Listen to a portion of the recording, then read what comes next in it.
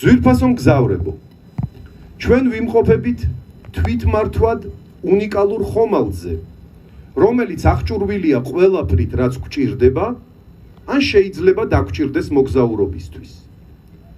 ხომალდი udroobashia შექმნილი და მიუხედავად მკვლევართა დიდი ძალისხმევისა, მისი შექმნის ზუსტი თარიღის თქმა შეუძლებელია.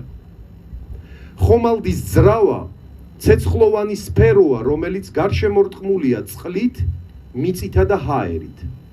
ეს 4 სტიქია სასიცოცხლოდ მნიშვნელოვანია ეკიპაჟის ყველა წევრისთვის. ამიტომ ვეცადოთ 4-ვე, რაც შეიძლება დიდხანს შევინარჩუნოთ ხომალდზე.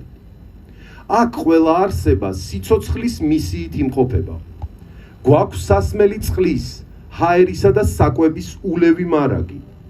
ხომალდს აქვს 2 რეჟიმი, დღისა და ღამის, რაც ქმნის დროის აღქმის საშუალებას, ბუნებრივ საათს.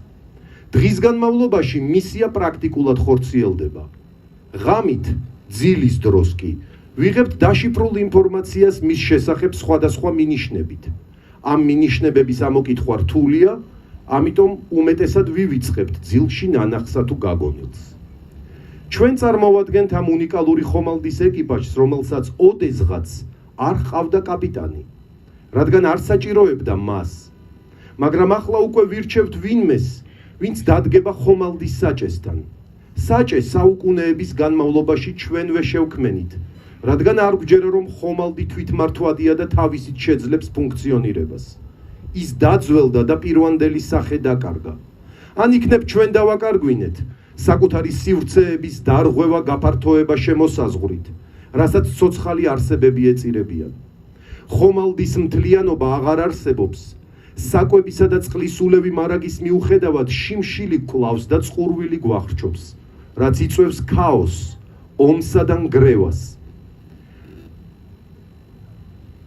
მას შემდეგ, რაც საჭე და კაპიტანი შევქმენით, აღარც ის გვახსოვს, რომ ხომალდზე ვართ.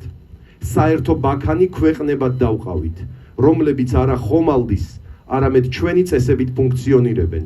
ჩამოვაყალიბეთ ენობრივი, რასობრივი თუ აზრობრივი ბარიერები. დღეს უკვე ეკიპაჟის წევრებად კი არა, უცხოელებად მოვიხსენიებთ და აღვიქვამთ ერთმანეთს. გვიჭირს ნდობის, სიყვარულის, ერთობისა და თანადგომის გამოხატვა. აღარაფერია ხომალდზე საერთო, ჰაერიც კი. არაფერია ისეთი, რაც ყველას ეკუთვნის. გადავინაწილეთ ყველაფერი, რისი გადანაწილებაც შეგვეძლო, ჩვენი წილის გაყოფა ან გაცემა კი გაგვიჭირდა. ყურადღება.